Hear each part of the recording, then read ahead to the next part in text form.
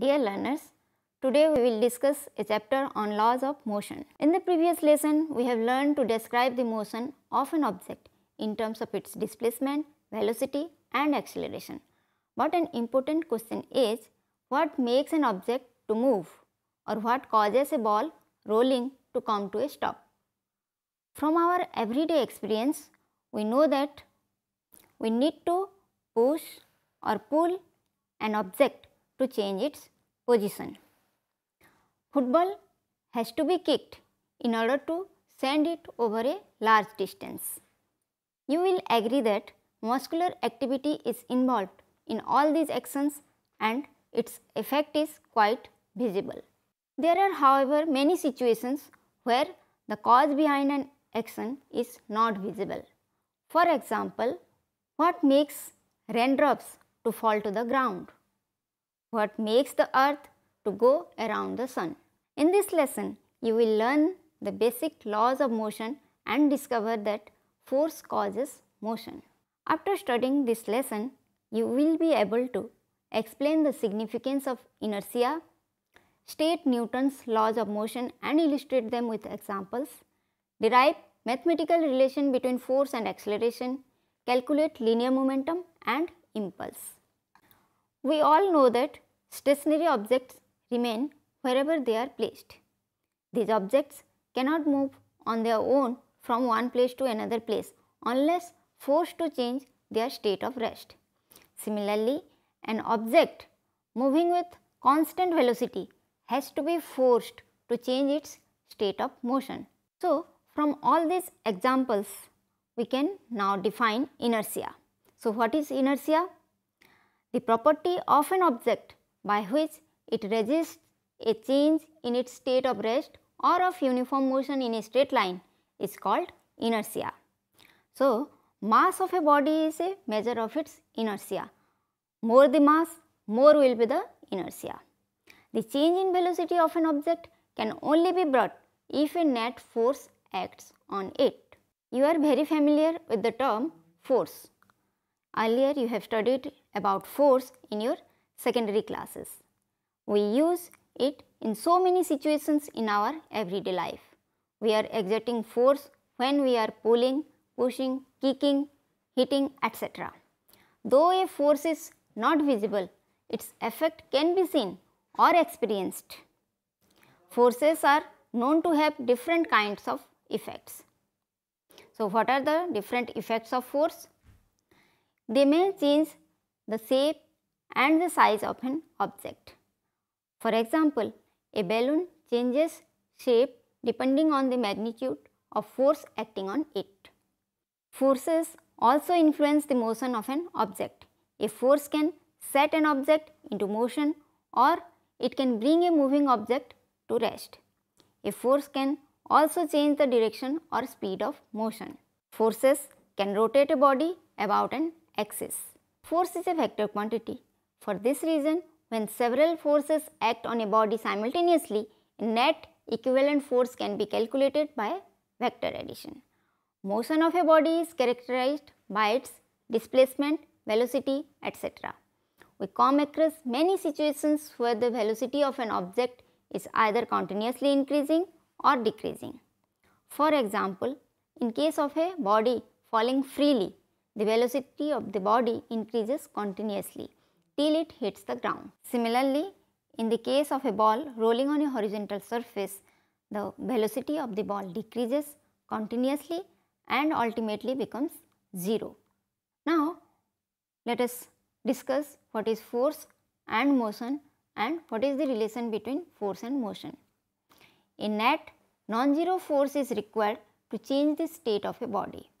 For a body in motion, the velocity will change depending on the direction of the force acting on it.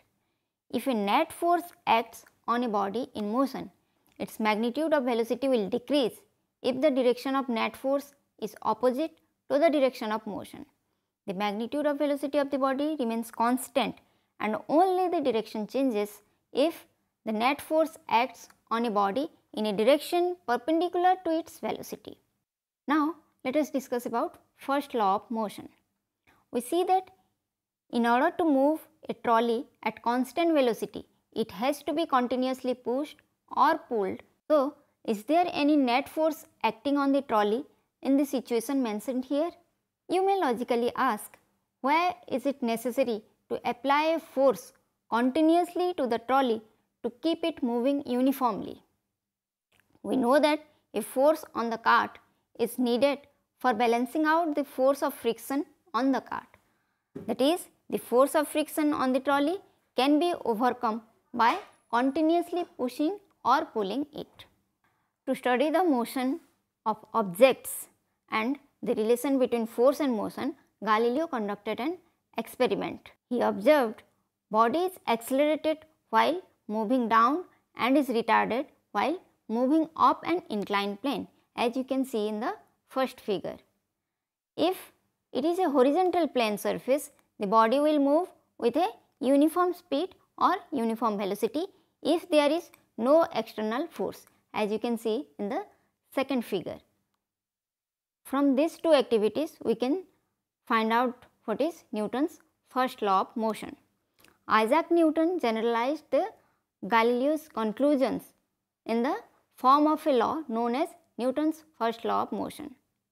Newton's first law of motion states that a body continues to be in a state of rest or of uniform motion in a straight line unless it is acted upon by net external force. You have earlier read about many examples of Newton's first law of motion in your secondary classes. So, there is no need to again repeat them. For example, when a jerk is given to a carpet, dust particle comes out. This is an application of or example of Newton's first law of motion. So, now let us discuss momentum. You must have seen that a fielder finds it difficult to stop a cricket ball moving with a large velocity although its mass is small. Similarly, it is difficult to stop a truck moving with a small velocity because its mass is large. But when you are playing with a toy truck, it is possible or easy to stop a toy truck because its mass is less. From all these examples, we can suggest that both mass and velocity of a body are important when you study the effect of force on the motion of the body. The product of mass m of a body and its velocity v is called its linear momentum p. So, mathematically we can write p or momentum equal to m into v, that is mass into velocity. Momentum is a vector quantity. The direction of momentum vector is the same as the direction of velocity vector. Its SI unit is kg meter per second. For example, a 1 kg object is dropped and is allowed to fall freely at t equal to 0 second. Calculate its momentum at t equal to 0 second and t equal to 2 second. Let us solve this numerical. At t equal to 0 second, v equal to 0, that is velocity equal to 0. Hence, the momentum p equal to mass into velocity, which is equal to 0. But at t equal to 2 second, the velocity v2 equal to 0 plus 9.8 into 2. Here we have used the formula v equal to u plus at, as here acceleration equal to g, that is acceleration due to gravity, and which is equal to 9.8 meter per second square. We have taken g equal to 9.8 and t equal to 2 second. So, the final velocity v2 equal to 19.6 meter per second. Hence, the momentum at t equal to 2 second, that is p2 equal to mv2, that is equal to 1 into 19.6, which is equal to 19.6 kg meter per second. Here the mass is 1 kg, hence we have put m equal to 1. So, here we can see that the velocity and the momentum of the body increases in magnitude as the time increases. Now, let us discuss second law of motion. The momentum of a ball falling freely under gravity increases with time. Since such a body falls under the action of gravitational force acting on it, there appears to be a connection between change in momentum of an object and the net force acting on it and the time for which it is acting. it states that, or the second law of motion states that the rate of change of momentum of a body is directly proportional to the net force acting on the body. Change in momentum of the body takes place in the direction of net external force acting on the body. If delta p is the change in momentum of a body in time delta t due to a net external force F, we can write force F is proportional to del p by del t. So, we can write F equal to K del p by del t, where K is the constant of proportionality. So, that is equal to K m del v by del t, as del p equal to m delta v. So, now you can write force equal to K m into A, where del v by del t equal to A, which is acceleration. So, now what is the value of constant K? The value of constant K depends upon the units of m and A, that is mass and acceleration.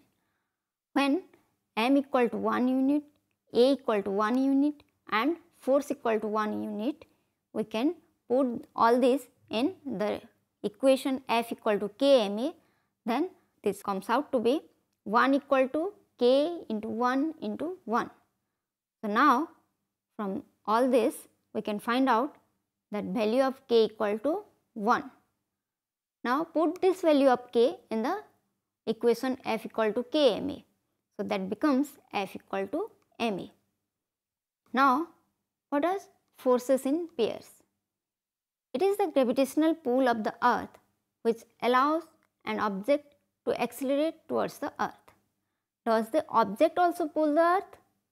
Similarly, when we push an almirah, does the almirah also push us? If so, why don't we move in the direction of that force? This situation compels us to ask whether a single force such as a push or pull exists. It has been observed that action of two bodies on each other are always mutual. Here, by action and reaction we mean forces of interaction. So, whenever two bodies interact, they exert force on each other. One of them is called action and the other is called reaction. Thus, we can say that forces always exist in pairs. Now, from this we can state Newton's third law of motion.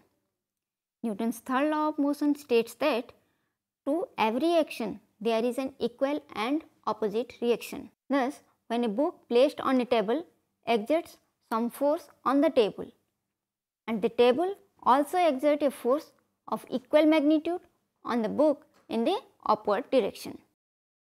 So, now we can say action and reaction act on different bodies and therefore, they do not cancel out. The action and reaction in a given situation appear as a pair of forces. Alternatively, we can state third law of motion as when two objects interact, the force exerted by one object on the other is equal in magnitude and opposite in direction to the force exerted by the latter object on the former.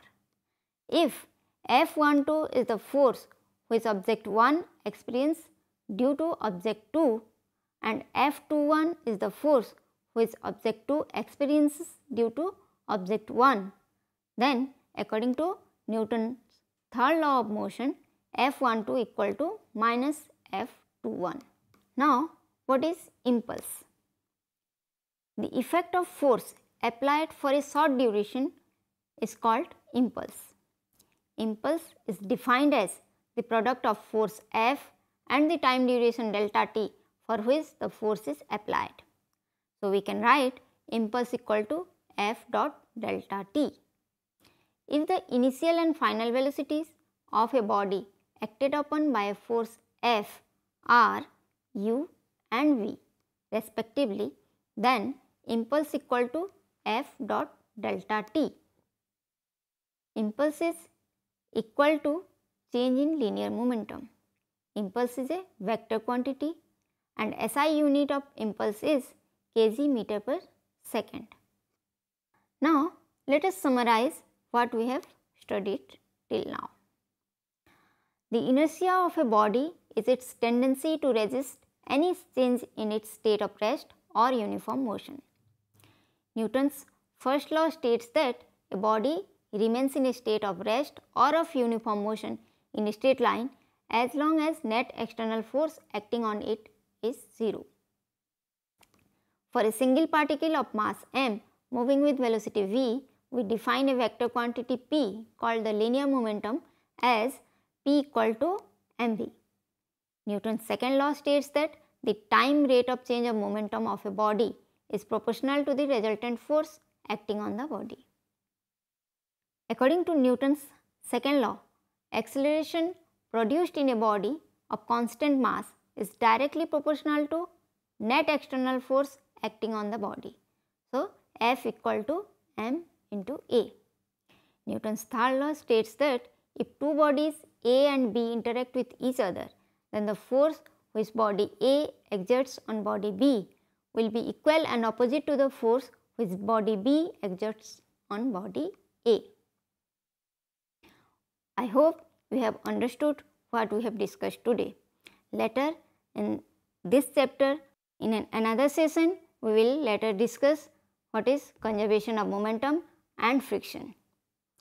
Wishing you all the best. Thank you.